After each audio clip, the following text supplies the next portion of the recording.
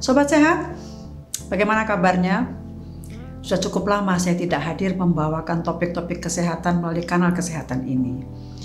Ada tugas yang harus saya selesaikan. Tapi saya berharap bahwa Sobat Sehat tetap setia ya untuk mengikuti kanal kesehatan ini. Kali ini saya akan membawakan sebuah topik yang sering terdengar ya, terutama di kalangan orang dewasa, yaitu mengenai hipertensi. Diterjemahkan sebagai tekanan darah. Sudah sering, tetapi tidak semua orang mewaspadai bahaya yang ditimbulkan apabila tekanan darah kita tuh tidak dirawat dengan baik. Apa itu? Tekanan darah tinggi itu adalah silent killer, pembunuh diam-diam. Maksudnya, secara cepat ataupun lambat, itu akan menyebabkan kerusakan pada organ-organ penting tubuh kita termasuk ginjal, jantung, sistem saraf pusat atau otak apabila tidak dikelola dengan baik. Kalau kita melihat indikasi tensi ada dua angka, ya, di depan, lalu garis miring dan di belakang. Itu mengindikasikan dua macam tekanan yang berbeda.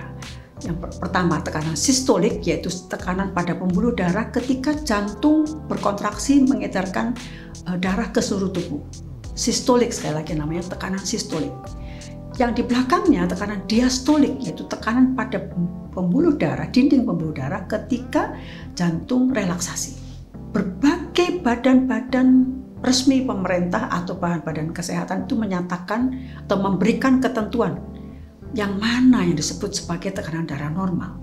Misalnya, Asosiasi atau Perkumpulan Jantung Amerika menetapkan kurang dari 120 mmHg adalah tekanan sistolik normal. Tekanan diastolik kurang dari 80 mmHg dipandang sebagai tekanan diastolik yang normal.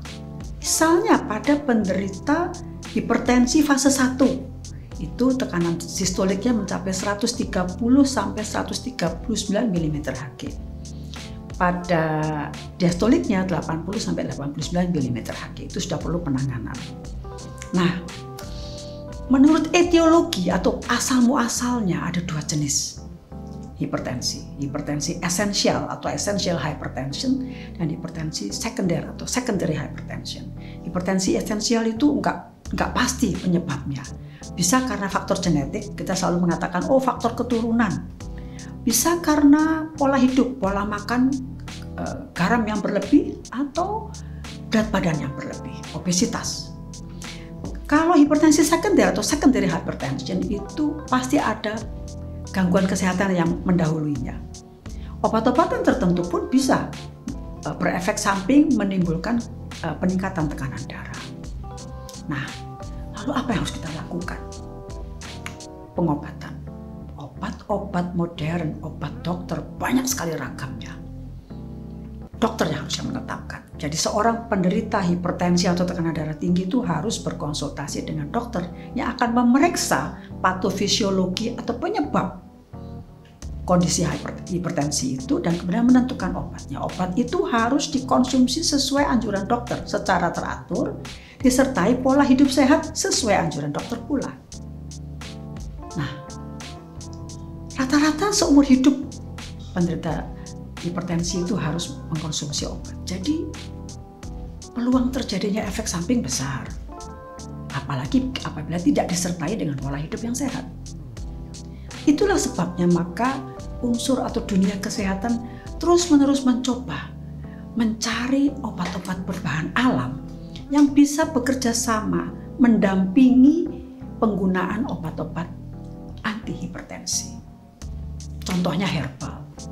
Di sekitar kita tinggal saat ini banyak sekali bahan alam atau herbal yang sudah digunakan secara turun-temurun untuk tujuan itu, tujuan sebagai anti hipertensi. Mudah sekali lagi. Selain itu juga banyak herbal-herbal dari negara lain yang sangat tinggi potensinya karena penelitian-penelitian yang sangat kuat dilakukan. Bagaimana sebetulnya mekanisme kerja herbal-herbal yang saya katakan tadi? Apakah sama dengan obat modern atau obat dokter? Nah, penelitian ilmiah menunjukkannya. Mungkin cara kerjanya atau jalur kerjanya berbeda, tetapi sasarannya sama. Mekanisme atau aktivitas farmakologinya sama. Contoh, Zat kandungan yang terdapat pada herbal itu bisa bekerja sebagai antioksidan. Kita sudah sering ya dengar istilah antioksidan. Jadi menetralkan radikal-radikal bebas atau spesies oksigen reaktif yang merusak sel. Itu biasanya demikian, salah satu penyebab utama dari terjadinya hipertensi. Lalu melalui jalur genetik mengendalikan. Ya, jadi unsur-unsur atau kandungan pada herbal dapat berfungsi seperti itu.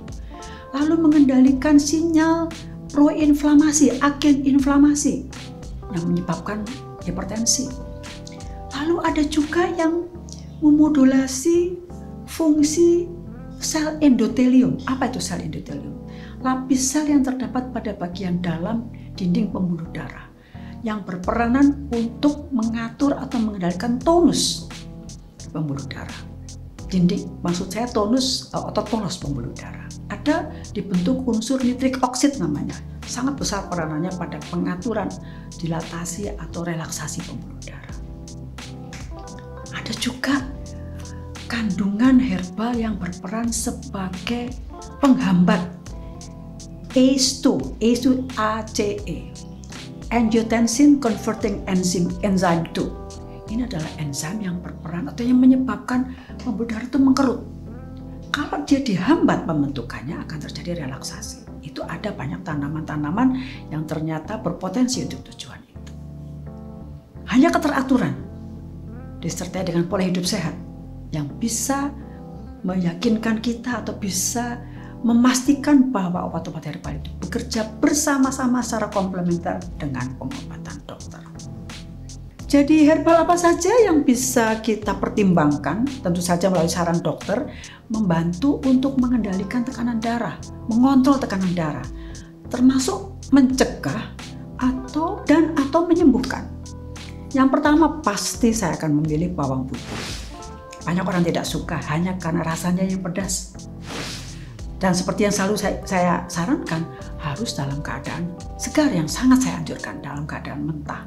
Bagaimana sih sebenarnya, apakah benar bawang putih itu bisa membantu kita untuk mengatasi tekanan darah tinggi atau mencegahnya? Ya, studi ilmiah sudah banyak dilakukan, baik pada hewan coba maupun pada relawan manusia. Harus kita akui, kalau kita melakukan penelitian dengan tanaman obat atau herbal itu selalu saja hasilnya itu bervariasi ya, terutama disebabkan karena memang asal mula atau asal didapatkannya herbal juga dari tempat yang berbeda-beda. Tapi penelitian untuk hal itu terus-menerus dilakukan. Pada dasarnya hasil penelitian itu mengatakan bahwa aktivitas bawang putih dalam mengendalikan tekanan darah adalah aktivitas antioksidan dan penghambatan ACE2 yang saya katakan tadi, angiotensin converting enzyme, menghambat hambatan sehingga tidak terjadi konstriksi atau penyempitan pembuluh darah. Senyawa apa yang berperan? Organosulfur termasuk alisin dan ada senyawa peptida bekerja bersama-sama. Jalurnya beda dengan obat modern. Saya katakan tadi bawang putih mentah 1-2 siung. Bagi mereka yang suka bawang lanang, 1 bawang tunggal boleh, bawang hitam boleh saja. Kalau tidak tahan produk-produk yang dihasilkan yang sudah kita jumpai dengan mudah di pasaran, boleh saja dicoba. Asalkan memperhatikan siapa yang memproduksinya dan aturan pakai yang tertera pada kemasan. Tetapi tetap saja seperti saya katakan tadi, konsumsilah yang segar, raw garlic. Nah, saya menjumpai juga orang-orang yang mengkonsumsi sampai 5 siung bawang putih. Pertanyaannya bolehkah? Nah, saya katakan tidak perlu berlebihan. Karena kita tidak akan mendapatkan manfaat berlebihan atas konsumsi bahan alam yang dilakukan secara berlebihan. Jadi tubuh kita memang tidak didesain untuk melakukan aktivitas lebih kalau asupannya lebih, begitu. Nah, apa dampaknya kalau dosisnya berlebih? Bawang putih itu bekerja atau bersifat antitrombotik.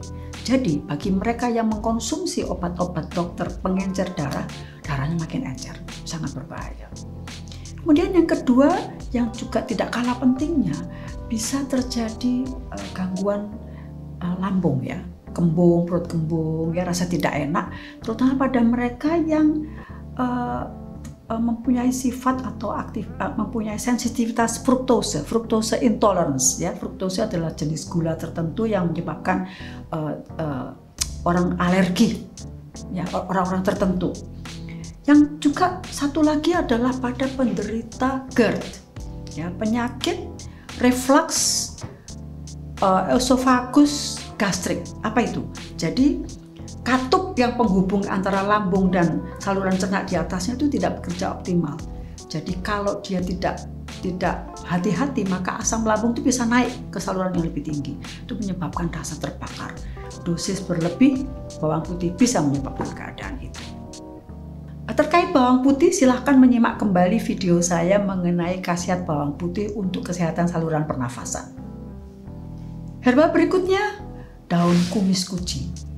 Wah, daun yang sangat saya sukai, tanaman yang sangat saya sukai, tapi sudah mulai dilupakan, tidak diperhatikan orang.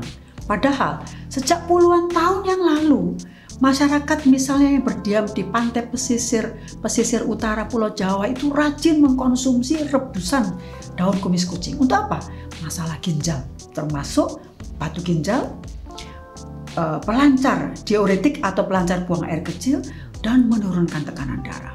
Sedemikian populernya sampai rebusan daun kumis kucing itu disebut Java Tea, dan dimuat informasinya pada berbagai buku-buku resmi farmasi atau farmakopedia negara-negara Eropa. Kandungan utama senyawa-senyawa golongan fenol yang bekerja sebagai antioksidan, termasuk flavonoid, asam rosmarinat, ya. Dan aktivitas antioksidan seperti saya katakan pada awal tadi mempunyai andil yang sangat besar untuk mengatasi sel-sel rusak yang bisa mempengaruhi terjadinya tekanan darah tinggi. Nah, bagaimana cara menggunakannya? Peneliti-peneliti Malaysia suka sekali meneliti khasiat atau manfaat kumis kucing ini. Salah satu hasil penelitiannya mengatakan bahwa ekstrak air daun kumis kucing itu mempunyai aktivitas antioksidan yang sangat kuat.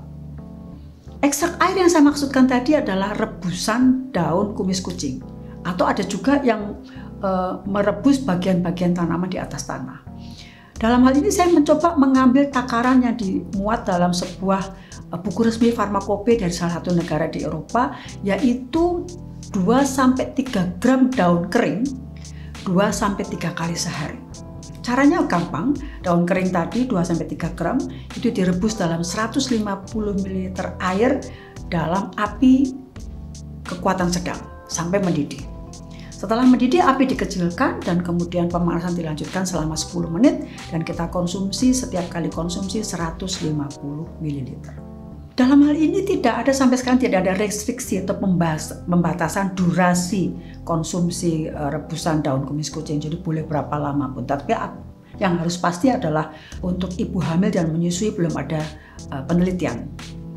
Kemudian toksisitas sangat rendah, tapi tidak dianjurkan untuk mengkonsumsi dalam dosis berlebih. Selanjutnya, daun seledri. Sangat erat dalam kehidupan kita sehari-hari. Bahkan sudah banyak penderita hipertensi yang tahu benar bahwa seledri bisa membantu menurunkan tekanan darah. Walaupun memang tidak mudah, tidak sesederhana seperti yang saya katakan. Apa kandungannya? Bermacam-macam.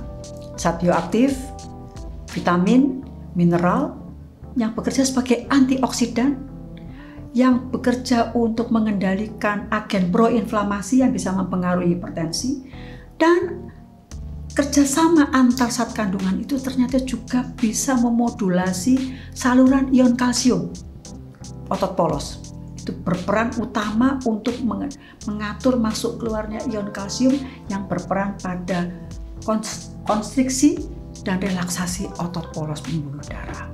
Misalnya senyawa apigenin. Ya.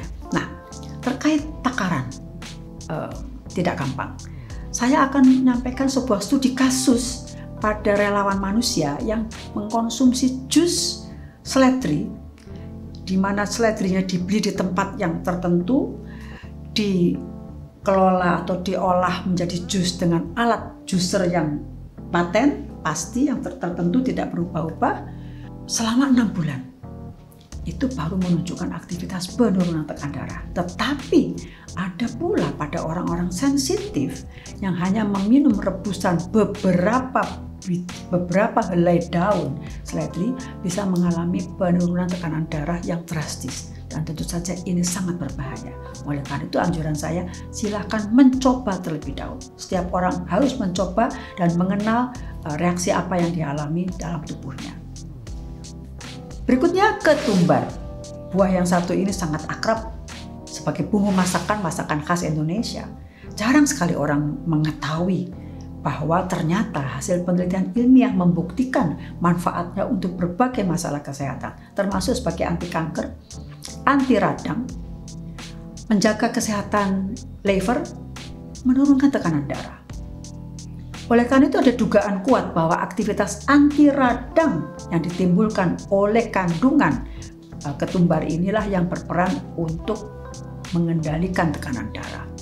Senyawa aktif bermacam-macam. Seperti biasanya, zat bioaktif utama adalah minyak katsiri ya, menyebabkan bau ketumbar yang spesifik yang terdiri dari 60-70% linalool, di samping vitamin, mineral yang besar peranannya. Lalu bagaimana dosisnya? Nah ini, sekarang ada teh ketumbar, teh celup. Bagi mereka yang berminat, silahkan mencoba dengan mengikuti petunjuk pemakaian. Tetapi apabila tidak, kita coba saja 2 sendok makan buah ketumbar yang bersih, yang baik kualitasnya, direbus dengan 700 ml air hingga mendidih dengan api berkekuatan sedang. Setelah mendidih, kecilkan lagi api, lanjutkan pemanasan sampai 10 menit. Langsung diminum 150 ml sambil mengamati apa yang terjadi. Herba selanjutnya sambiloto. Herbal favorit saya karena multifungsi. Besar sekali peranannya pada upaya mempertahankan keadaan sehat. Si Raja Pahit, rasanya memang pahit. Bagaimana kerjanya untuk menurunkan tekanan darah? Khasiat itu ditimbulkan oleh zat aktif kandungannya, terutama golongan yang disebut andrografolit. Banyak penelitian yang sudah dilakukan yang menunjukkan aktivitas andrografolit itu untuk relaksasi pembuluh darah dan aktivitas sebagai anti radang. Nah, bagaimana takarannya? Mengkonsumsinya, saya tetap menyarankan mengkonsumsi bahan aslinya, baik itu dalam bentuk kering maupun bentuk yang segar. Tentang pemakaiannya, kita bisa mengikuti petunjuk yang tertera pada buku saku yang diterbitkan oleh Badan Pengawas Obat dan Makanan Kementerian Kesehatan Republik Indonesia, yaitu 2-3 gram daun kering, kalau basah 25-75 gram. Cukup direbus dengan 400-500 ml air dengan api sedang sehingga mendidih, kemudian api dikecilkan kembali, pemanasan dilanjutkan 10 menit dan langsung dikonsumsi. Bagi mereka yang enggan mengkonsumsi bahan yang merasa pahit ini, silahkan memilih produk jadi ekstrak sambiloto. Banyak tersedia di pasaran, tentu saja dengan memilih produk yang dibuat oleh perusahaan yang ternama dan harus mematuhi dengan sangat baik aturan pemakaian yang tertera pada kemasan. Bagi sobat sehat yang berminat untuk mendalami lebih banyak sambiloto, silahkan melihat kembali pada video saya tentang khasiat sambiloto untuk mengatasi infeksi COVID-19. Yang terakhir, rosella, kelopak bunga rosella. Beberapa waktu yang lalu cukup populer, tapi sekarang orang mulai jarang menggunakannya. Sementara di negara lain, orang suka sekali menggunakan atau minum sirup rosella segar.